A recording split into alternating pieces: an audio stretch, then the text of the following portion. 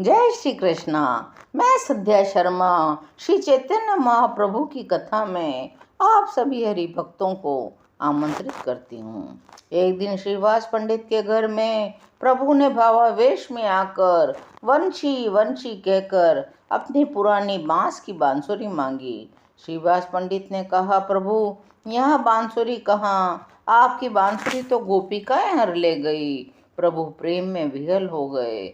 उनके संपूर्ण अंगों में सात्विक भावों का उद्दीपन होने लगा। वे बार बार श्रीवास पंडित से कहते, हाँ सुनाओ, कुछ सुनाओ, वंशी की लीला सुनाते क्यों नहीं। उस बेचारी पोले बास की बांसुरी ने उन गोपिकाओं का क्या बिगाड़ा था जो वे उसे हर ले गईं। पंडित जी, तुम मुझे उस कथा प्रसंग को सुनाओ।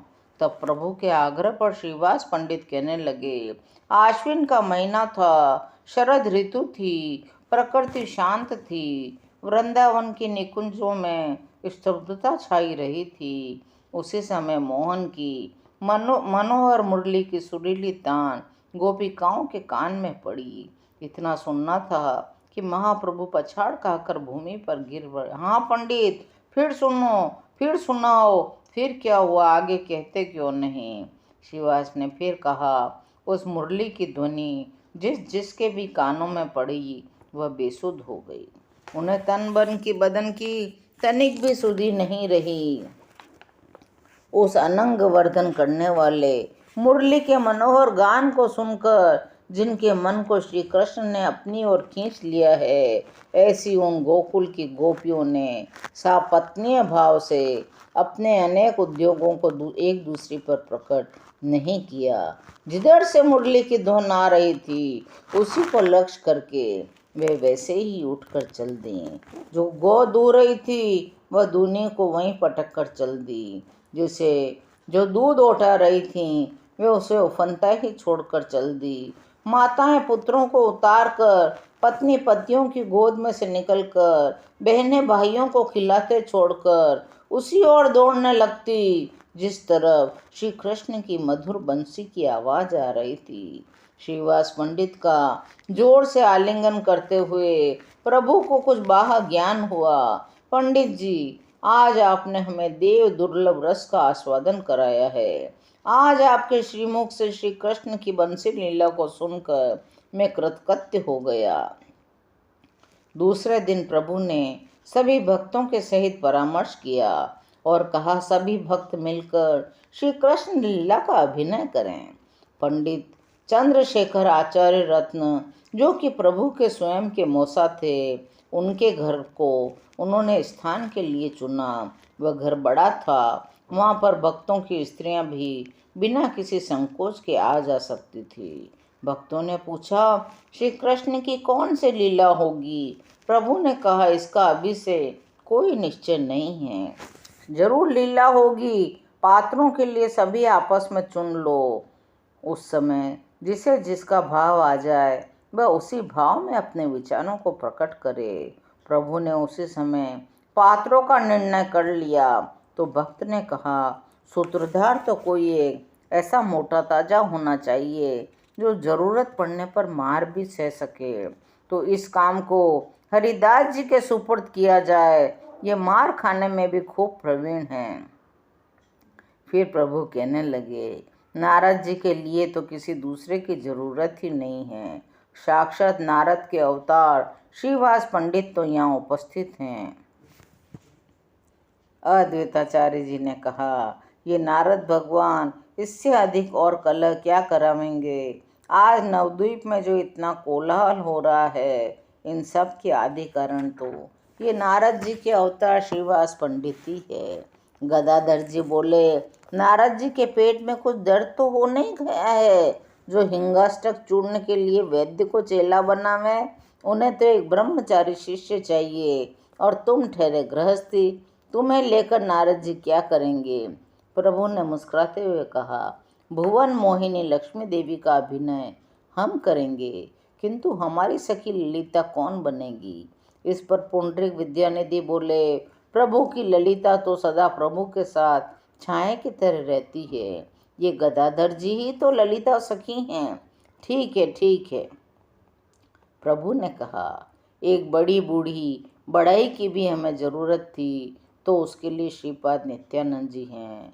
अद्वैताचार्य जी बोले, प्रभु आपने हमें तो एकदम बुला दिया, क्या अभिनय में बूढ़े कुछ न कर सकेंगे? प्रभु ने कहा, आपको जो बूढ़ा बताता है उसी की बुद्धि बूढ़ी है। आप तो भक्तों के श्रीमोर हैं, आप तो वृंदावन बिहारी श्री कृष्ण जी बनेंगे। यह सुनकर सभी भक्त बड़े प्रसन्न हुए। एक ऊंचे चबूतरे पर रंगमंच बनाया गया। दाईं ओर स्त्रियों के बैठने की जगह बनाई गई। सामने पुरुषों की। नियत समय पर सभी भक्तों की स्त्रियां भी आचार्य रत्न के घर आ गई।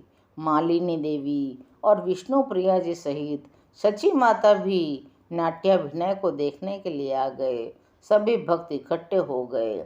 सभी भक्तों के आ जाने पर किवाड़ बंद कर दिए गए और लीला अभिनय आरंभ हुआ। आचार्य वासुदेव ने सभी पात्रों को रंगमंच पर भेजने के लिए सजा रहे थे।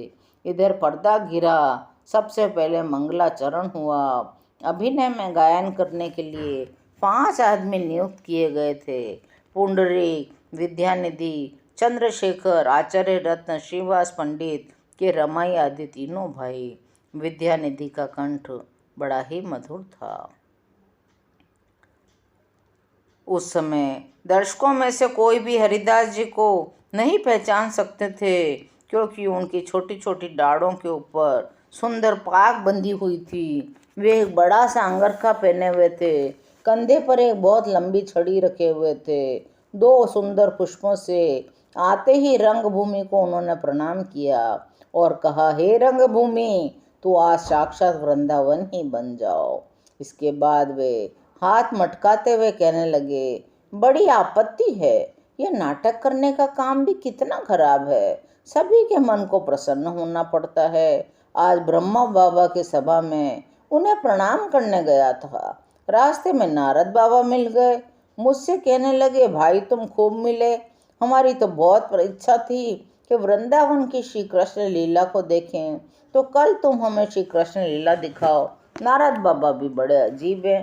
भला मैं वृंदावन की परम गोप्य रहस्य लीलाओं का अभिनय कैसे कर सकता हूँ? इस बात को सुन करके कहने लगा, महाशय, आज आप कुछ नशा पता करके तो नहीं आ रहे हैं, मीठी विजया कुछ अधिक ही चढ़ा गए हैं। भला नारद जैसे ब्रह्म ज्ञानी जितेंद्रिय और आत्माराम मुनि श्री कृष्ण की श्रृंगारी लीलाओं के देखने की इच्छा प्रकट करें, यह तो आप एकदम असंभव बात कर रहे हैं। तब सूत्रधार बने हरिदास जी कहने लगे, वाह साहब, मालूम पड़ता है आप शास्त्र के ज्ञान से एकदम कोरे हैं। श्रीमद् भागवत में क्या लिखा है, कुछ खबर भी है? भगवान के लीला गुणों में यही तो एक भारी विशेषता है कि मोक्ष पदवी पर पहुंचे हुए आत्माराम मुनि तक उनमें भक्ति करते हैं। परिपार्श्व बोले, अच्छे आत्माराम हैं, माया से रहित होने पर भी माई लीलाओं को देखने की इच्छा करते हैं।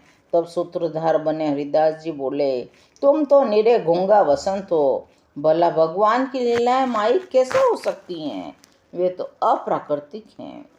दूसरा बोला, क्यों जी, माया के बिना तो कोई क्रिया हो ही नहीं सकती। सूत्रधार जी बोले, बस सुना ही है, विचारा नहीं है। यदि विचारते तो इस प्रकार गुड़ गोबर को मिलाकर एक न कर देते। दूसरा बोला, हाँ ऐसी बात है, तब तो नारद जी भले ही देखें, तुम ठाठ से दिखाओ, साल भर तक ऐसी तैयारी करो कि नारद जी भी खुश हो जाएं। इस प्रकार दोनों ही सूत्रधार बड़ी सुंदर सुंदर बातें करने लगे और नाटक से पहले ही लोगों को काफ़ी आनंद आने लगा। इतने में ही नेपथ्य से वीणा की आवाज़ सुनाई दी। बड़े आदर के साथ बड़े मीठे स्वर में, श्री कृष्ण गोविंद हरे मुरारी, हे नाथ नारायण वासुदेव, यह पद सुनाई दिया। सूत्रधार ये समझकर कि नारद जी आ गए हैं, अपने परिपार्षद मुकुंद के साथ कन्याओं को बुलाने दौड़ पड़े। इतने में ही हाथ में वीणा लिए, पीले वस्त्र पहने, सफ़ेद दाढ़ी वाले नारद जी रंगमंच पर प्रकट हो गए। इस पद को गाते हुए धीरे धीरे घूम रहे थे। शुक्लांबर ब्रह्मचारी राम नामी दुपट्टा ओढ़े कमंडल हाथ में लिए नारद जी के पीछे पीछे घूम रहे थे। स्त्रियां श्रीवास के स्वरूप को देखकर विस्मित हो गई।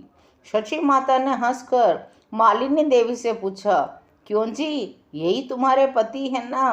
मालती देवी ने कहा, क्या पता, तुम ही जानो। आज की यह कथा यहीं विश्राम लेती है।